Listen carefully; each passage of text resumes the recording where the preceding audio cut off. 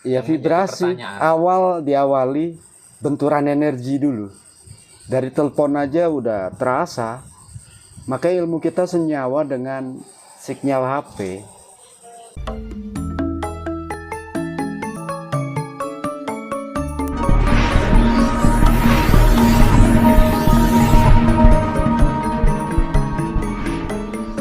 Kan ada juga orang ini yang rutin meditasi, ya kan? Ketika meditasi, katanya beliau ini kan eh, adalah dawuh-dawuh gaib, ya kan? Nah, apakah benar dawuh-dawuh gaib itu dari guru jati kita?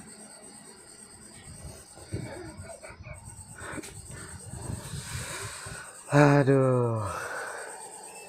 Ya itulah, terkadang manusia sering kejebak ya di situ. Mm-mm. Akhirnya jadi budak. Mm. Padahal hakikatnya diri kita menjadi diri sendiri. Sebagai penuntun, bukan mereka merintahin kita. Merintah asal itu benar, menurut kita pribadi, harus bisa menilai salah dan benar dalam kehidupan bermasyarakat. Sudah hakikatnya kan itu. Mereka cuma ngarahin, nuntun kita. Itu sajalah. Nah, pertanyaannya, itu beneran trah atau apa, jin atau kenal tidak? Beda. Cara membedakan gimana, Bu? Antara ini trah sama jin itu, Bang? Ya sering, dunia goib tuh banyak tipuan. Masalahnya mereka suka mali rupoy. Makanya kita harus punya penjerat sukmo untuk buka tabir. Iya. Wujud aslinya siapa? Kita tidak mudah percaya di alam goib. Itu sajalah. Tidak kita jadi panutan banget kecuali kita sudah mengenal betul-betul dan tidak bikin melenceng hidup kita dan bisa dirasakan keluarga masyarakat. Nah, itulah ilmu yang bermanfaat dan berguna. Itu sajalah. Sebetulnya titik puncak orang meditasi gitu, yang benar-benar meditasi itu yang dirasakan apa? Apakah harus melihat sinar, harus mendapatkan dao atau bagaimana? Nah, perjalanan orang kan masing-masing. Tapi hakikatnya puncak ya sebenarnya menurut aku ya. Kalau aku meditasi berarti ada keperluan. Itu loh intinya ya. Ujung-ujungnya meditasiku ya merogoh sukmo. Sudah. Yang ngecek ada tujuan. Mungkin ada pekerjaan yang belum kita tuntaskan, namanya kita nolong orang. Ngecek apa sudah steril atau belum ya, biasanya kan punya tujuan toh. Iya. Bukan meditasi yang baru belajar. Ini kan kita meditasi yang memang kita bekerja. Itu saja lah. Nanti tahu dari mana? Pada faktanya kan bertanya, tahu dari mana? Kok bisa tahu keadaan di sana? Kan itu. Kenal orangnya tidak. Tidak. Ngomong pun lewat HP. Kok bisa tahu situ yang sakit belakangnya? Nah, itulah yang membuat kami heran, Bobo. Ya sebenarnya kita terlatih. Nomor satu, waktu sampean telepon itu, energi. Kalau energi min ketemu plus, pasti ada benturan energi. Ibarat katanya energi yang koromurko nih, ketidakbenaran. Kita tahu rasanya tuh, hawanya tuh panas, terus kita menyimak dulu kan otomatis. Berarti ini bukan pegangannya karena energinya ndak begini. Kalau energi pegangannya akan beda.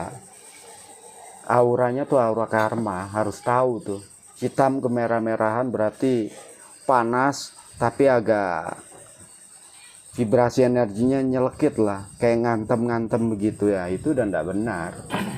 Di situ baru kita aktifkan cakra mata lah. Yang nanti dibilang dajal lagi di tengah sini. yang menjadi pertanyaan saya kan seperti ini. situ kok Bopo kok tahu, padahal cuma dengar suaranya. Yang sakit itu leher belakang. Nah, itu loh. Caranya tahu seperti itu apakah ada yang bilangin atau bisa melihat dengan teropong makrifat itu atau gimana? Seperti itu loh, Bopo. Ya Yang menjadi vibrasi pertanyaan. awal diawali benturan energi dulu. Dari telepon aja udah terasa. Makanya ilmu kita senyawa dengan sinyal HP. Apa yang di sana rasakan, kita bisa merasakan. Nah, itulah yang dibilang ilmu rasa sejati. Melalui suara, kita bisa merasakan apa yang dia derita. Di sini tuh rasanya ngenes, kita ngerasain. Ya Allah, hidup orang itu berarti ngenes. Apa yang kita rasa sama. Itu sajalah. Kita merasakan apa yang orang itu rasakan. Itu namanya ilmu rasa sejati. Nggak usah kenal pun kita merasakan. Tiba-tiba kok dengar suaranya, padahal kita kenal juga enggak, kok ngenes. Nah, dari ini onopo langsung, ini ada apa, kok saya merasakan seperti ini. Karena semuanya kita udah terlatih, otomatis ngerespon tuh otak kanan kita buat kasih gambaran di sini. Tapi kita diam menyimak, kuping mendengar, tapi di sini ada gambar. Di jidat sinilah kayak layar tancap lah jatuhnya. Nah, itu loh, untuk mencapai itu loh, Bopo. Soalnya saya juga sering ditelepon orang, disambatin orang. Saya juga ngenes, hati saya ngenes. Bisa tidak tahu. Ya, ngenes. Lewat suaranya itu hati saya itu tergugah, ngenes loh. Kayak mana ya? Oh, kita tidak beda. Itu harus bisa membedakan. Ini kita merasakan bukan diri kita. Yang kita dengar ngerespek langsung. Terus organ tubuh kita tuh bisa, kenapa aku bilang oh berat ya, karena aku ngerasain leherku berat. Setelah aku ucap oh ya benar, ya udah berarti hilang, berarti punya orang itu dong. Itu secara logikanya itu. Padahal apa yang dirasa aku bisa tahu. Nah, itu masalahnya kok itu. bisa gitu. Ya itulah rasa sejati. Ya ada sanat keilmuan. Masa kita nggak ada sangat sih? Ya beda lah, namanya ilmu sendiri-sendiri. Ya kecuali berguru dengan lain cerita. Apa itu pakai cara transfer energi? Sebenarnya kalau yang sudah profesional pun hati-hati. Orang berilmu tiap gerakannya mengandung energi. Tanpa kalian sadari, aku ngerokok pun nyebul, apa enggak energi namanya. Mentransfer energi kan melalui napas ingsun. Iya. Itu sajalah. Nolong orang pun tanpa orang itu ketahui, iya, dengan itu juga. Tanpa orang harus tahu. Kalau kebingungan baru kasih kode. Biar Ainul yakinnya muncul. Itu sajalah. Yakin sudah, tapi untuk menembus Ainul yakin, itu yang repot. Tanpa adanya praktek, tidak akan kalian bisa meyakini. Ainul yakin tidak akan masuk. Berarti kita harus sering praktek ya, Bopo. Ya kunciannya di situ. Wajib. Mau bisa nyetir mobil tapi nggak pernah mau. Jadi, kita nggak harus teori tak ya, Pak. Nah, Kita hari-hari meditasi ya, 1 bulan 4-5 kali, bahkan kadang-kadang setiap hari. Tapi kan tidak tahu apa-apa. Kan seperti itu. Bapak cuman rokok-rokok doang sambil ngobrol, set. Saya sampai heran saya. Benar. Wah, ini perlu digurui ini. Ya, untuk para pendengar Surya Alam, datang saja ke tempatnya Bopo Hendro ini. Nanti di Padepokan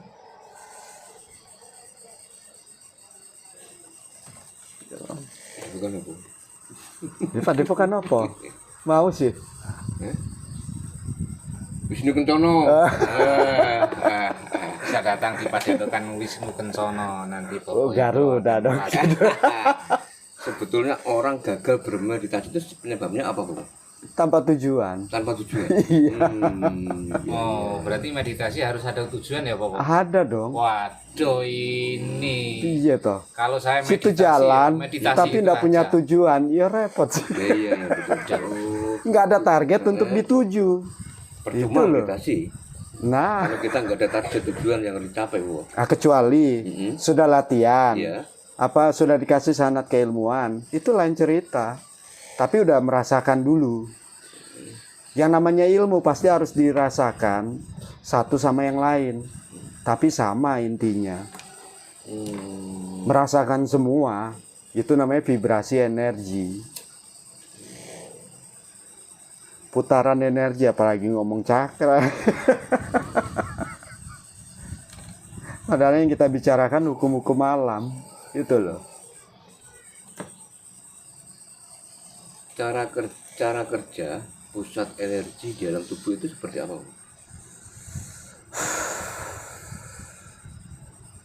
Di mana-mana ya diawali kayak gini. Mm-mm. Kalau kita tidak mengeluarkan napas ingsun, energi itu tidak aktif. Itu sajalah. Terkadang kita seringkali berpura-pura gitu kalau ngadepin pasien. Pura-pura ngela napas, padahal itu ngeluarin energi, ngaktifin lah jatuhnya.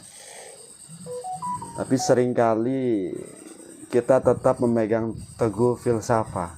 Iya. Isi adalah kosong, kosong adalah isi. Kosong adalah isi, adalah kosong. Itu maksudnya apa, Bu? Ya kita punya ilmu, pura-pura nggak punya ilmu. Anggap aja biar kita nggak terjebak dengan sistem ketuhanan, merasa diri kita Tuhan. Kita lah bukan apa-apa dan bukan siapa-siapa. Kita hanyalah butiran debu di semesta alam ini. Ya kalau mati jadi apa? Iya.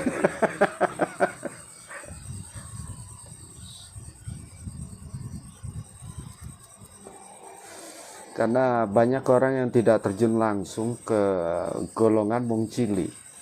Jadi kita kurang memahami. Itu sajalah. Apa ada yang peduli dengan golongan wong cilik?